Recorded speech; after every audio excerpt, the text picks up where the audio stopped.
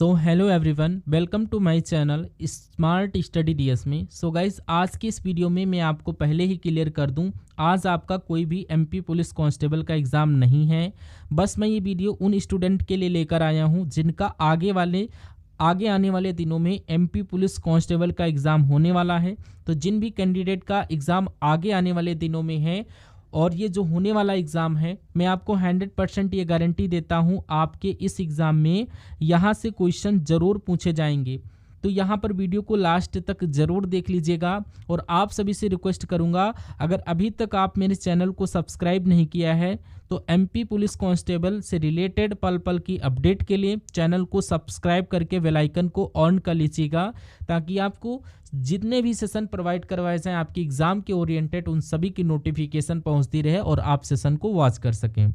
Start करते हैं। आज का पहला क्वेश्चन कह रहा, मध्य प्रदेश के किस जिले में भीमबेटका की गुफाएं आपकी स्थित हैं। तो भीमबेटका की गुफाओं की अगर मैं बात करूं तो ये आपका मध्य प्रदेश है, ये यहाँ पर रायसेन जिले में स्थित है। ऑप्शन सी आप सभी का रायसेन बिल्कुल करेक्ट आंसर हो जाएगा।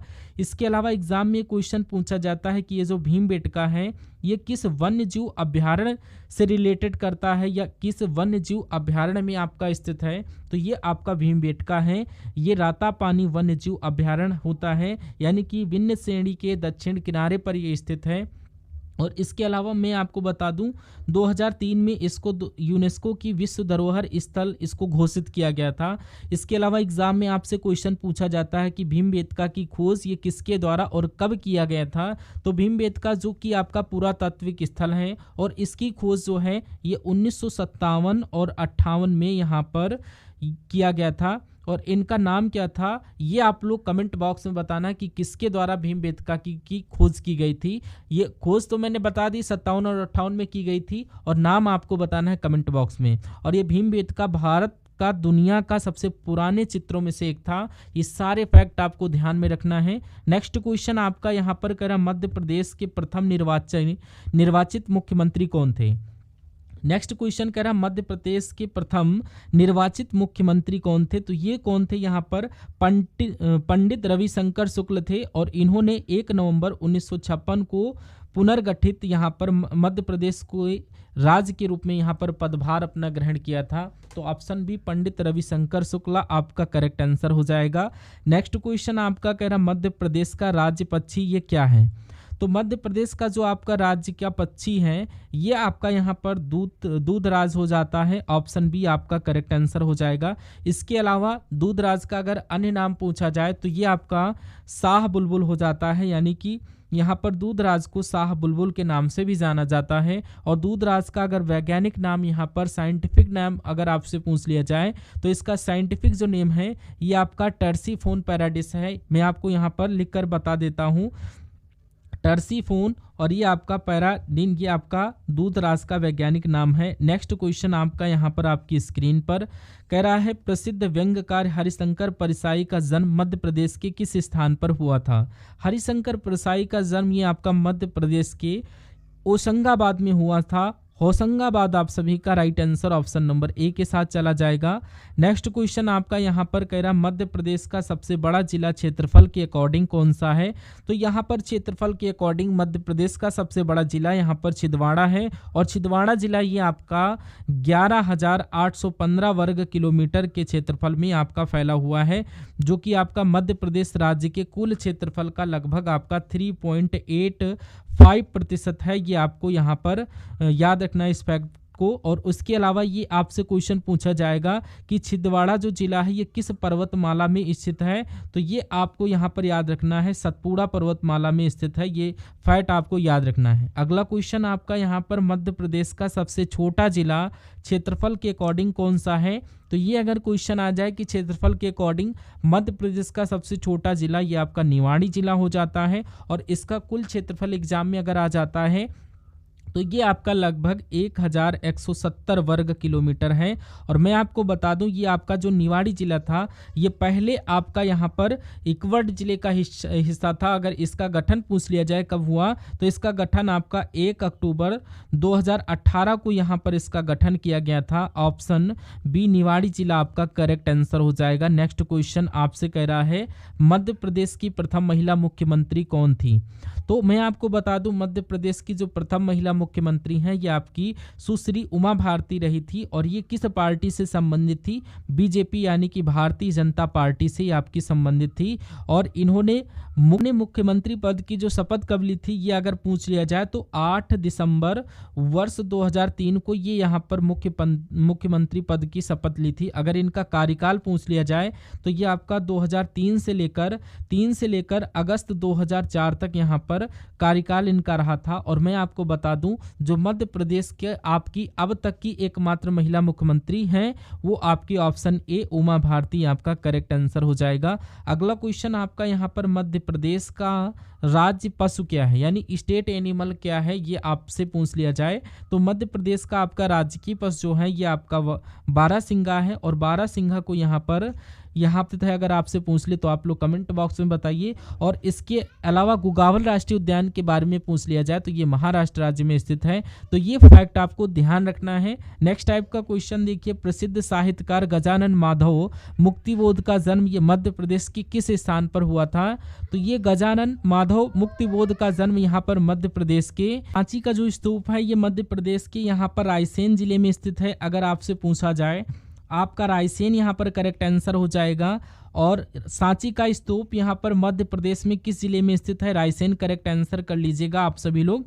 और उसके अलावा नेक्स्ट क्वेश्चन आपकी स्क्रीन पर कह रहा है, प्रसिद्ध क्रिकेटर नमन ओझा संबंध मध्य प्रदेश के किस शहर से रखते हैं? तो ये आपके यहाँ पर इनका संबंध यहाँ पर मध्य प्रदेश के उज्जैन शहर से है। तो यहाँ पर ऑप्शन डी उज्जैन यहाँ पर करेक्ट आंसर हो जाएगा। नेक्स्ट क्वेश्चन कह रहा है, प्रसिद्ध शास्त्रीय नृत्यांगना सितारा देवी का जन्म ये कहाँ पर हुआ था? सितारा देवी का जन्म जो है ये आपका कोलकाता में हुआ था। ऑप्शन ए आपका कोलकाता बिल्कुल करेक्ट आंसर हो जाएगा। नेक्स्ट क्वेश्चन कह रहा महेश्वर मध्य प्रदेश के ये किस जिले में स्थित है? तो महेश्वर की अगर मैं बात करूं तो ये आपका मध्य प्रदेश के खरगोन जिले में स्थित है। खरगोन आपका राइट आंसर हो जाएगा। नेक्स्ट टाइप का क्वेश्चन, प्रसिद्ध साहित्यकार सुभद्रा कुमारी चौहान का जन्म ये मध्य प्रदेश के यहाँ पर किस स्थान पर हुआ था? तो सुभद्रा कुमारी चौहान का जन्म ये मध्य प्रदेश के यहाँ पर जबलपुर में हुआ था। Right answer option number A correct answer हो जाएगा। नेक्स्ट टाइप का क्वेश्चन, प्रसिद्ध चित्रकार यहाँ पर जंगड़ सिंह श्याम का जन्म मध्य प्रदेश के किस स्थान पर हुआ था? तो ये जो इनका जन्म है ये पाटनगढ़ में हुआ था। Right answer option number B के साथ हो जाएगा। नेक्स्ट टाइप का क्वेश्चन कह रहा है, पेंच राष्ट्रीय उद्यान ये मध्य प्रदेश के किस जिले में स्थित है? तो ये पेंच राष्ट्रीय उद्यान जो है ये मध्य प्रदेश के छिंदवाड़ा और सिवनी जिले में स्थित है। तो ऑप्शन ए एंड बी आपका बिल्कुल करेक्ट आंसर हो जाएगा। नेक्स्ट टाइप का क्वेश्चन है, कह रहा निम्नलिखित में से कौन सा मध्य प्रदेश राज्य निर्वाचन का आयुक्त नहीं है? तो इनमें से आपको ऑप्शन के अकॉर्डिंग चूज करना है। तो यहाँ पर श्री गोपाल शरण सुक्त ये यहाँ पर आयुक्त रहे हैं, CR परशुराम भी रही हैं, इसके अलावा डॉक्टर अजित रामजादा भी रहे हैं और श्री अवनी बैसवा ये भी आपके यहाँ पर इस क्वेश्चन का राइट आंसर आयुक्त नहीं रहे हैं, नहीं पूछा है। तो इसलिए ऑप्शन डी आपका यहाँ पर करेक्ट आंसर बैठेगा। अगला क्वेश्चन आपकी स्क्रीन पर, अमरकंटक मध्य प्रदेश के किस जिले में स्थित है? तो ये जो आपका अमरकंटक है ये मध्य प्रदेश के यहाँ पर अनूपपुर आपका करेक्ट आंसर हो जाएगा। और ये अमरकंटक से यहाँ पर नर्मदा नदी और सोम नदी का यहाँ पर उद्गम स्थल यहाँ पर होता है, ये फैक्ट भी याद कर लेना। नेक्स्ट क्वेश्चन कह रहा, प्रसिद्ध साहित्यकार बालकृष्ण शर्मा नवीन का जन्म मध्य प्रदेश के किस स्थान पर हुआ था? अगर ये क्वेश्चन आ जाए तो यहाँ पर बालकृष्ण शर्मा नवीन का जन्म मध्य प्रदेश के शाजापुर में हुआ था। ऑप्शन बी आपका करेक्ट आंसर हो जाएगा। नेक्स्ट टाइप का question, Pachmarhi hill station Madhya Pradesh के किस जिले में स्थित है? तो ये आपका किस जिले में स्थित है? पंचमढ़ी हिल स्टेशन ये मध्य प्रदेश के नर्मदापुरम जिले में स्थित है। ऑप्शन बी आपका यहाँ पर करेक्ट आंसर हो जाएगा।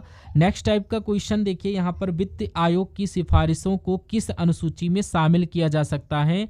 तो वित्त आयोग की सिफारिशों को यहाँ पर 7वीं अनुसूची में शामिल किया जा सकता है। ऑप्शन बी आपका करेक्ट आंसर हो जाएगा। नेक्स्ट क्वेश्चन यहाँ पर कह रहा है, मौद्रिक नीति समिति के बैठक के निर्णय किस धारा के तहत प्रकाशित होते हैं। तो ये आपसे अगर पूछा जाए किस धारा के तहत प्रकाशित होते हैं, तो यहाँ पर इस समिति की बैठक जो यहाँ पर है आरबीआई अधिनियम धारा 45 ZL के तहत यहाँ पर प्रकाशित किया जाता है। ऑप्शन बी आपका यहाँ पर करेक्ट आंसर हो जाएगा।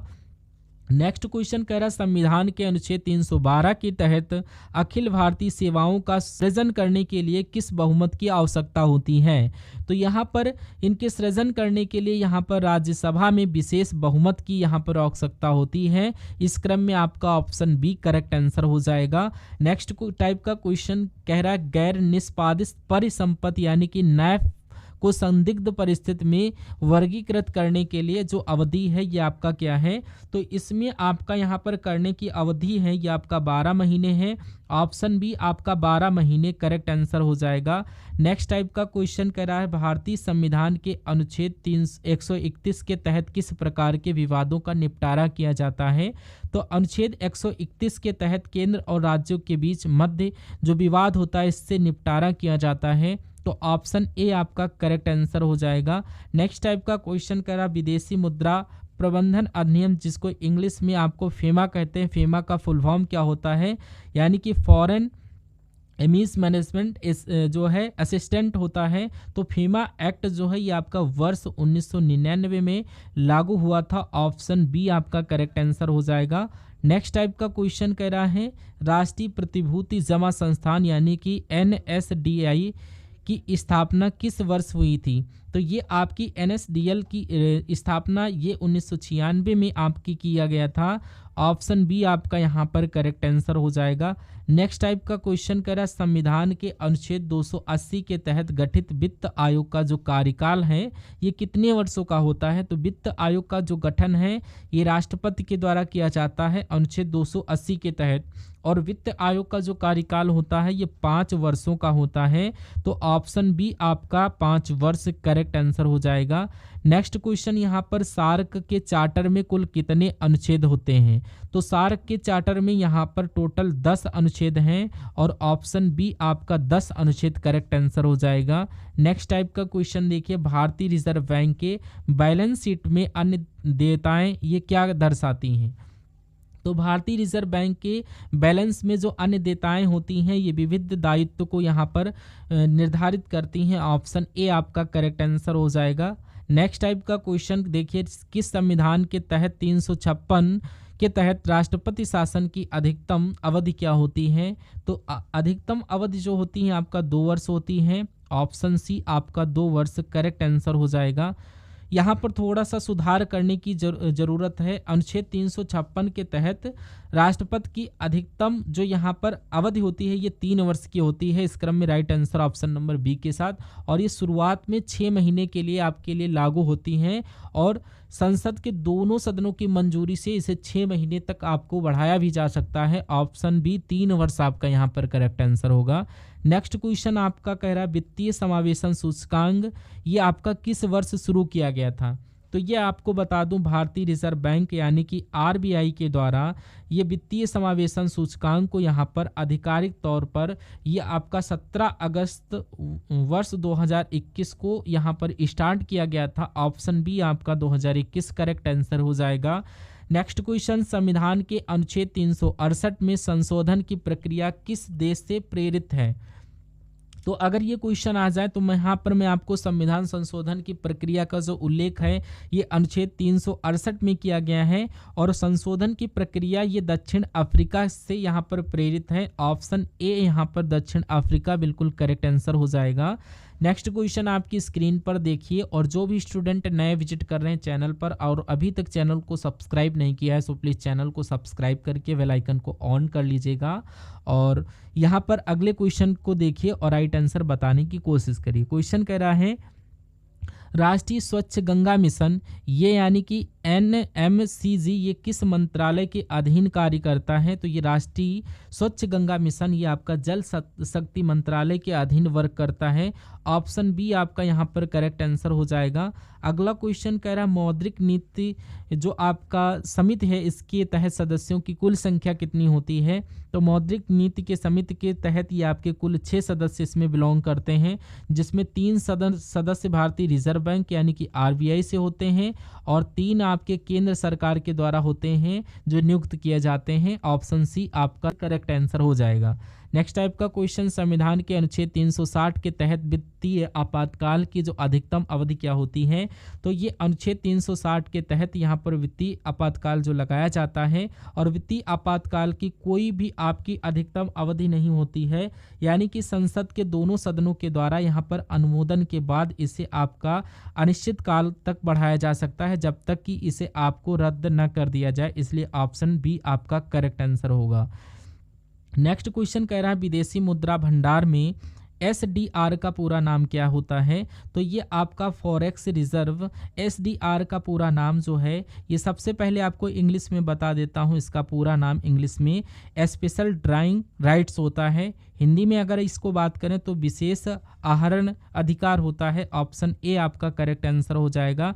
और ये जो आपका SDR है ये आपका अंतर्राष्ट्रीय मुद्रा कोष यानी कि IMF के द्वारा ये बनाए गए अंतर्राष्ट्रीय आरक्षित संपत्ति है, जिसे सदस्य देशों के आधिकारिक भंडार को यहाँ पर पूरा करने के लिए बनाया गया था। तो ये फैक्ट भी आपको ध्यान में रखना है। नेक्स्ट टाइप का क्वेश्चन कह रहा है संविधान के अनुच्छेद 312A के तहत इसका संबंध किससे है? तो इसका संबंध ये आपका अखिल भारतीय सेवाओं के संवर्गों के परिवर्तन से है। तो ऑप्शन ए आपका यहाँ पर करेक्ट आंसर हो जाएगा।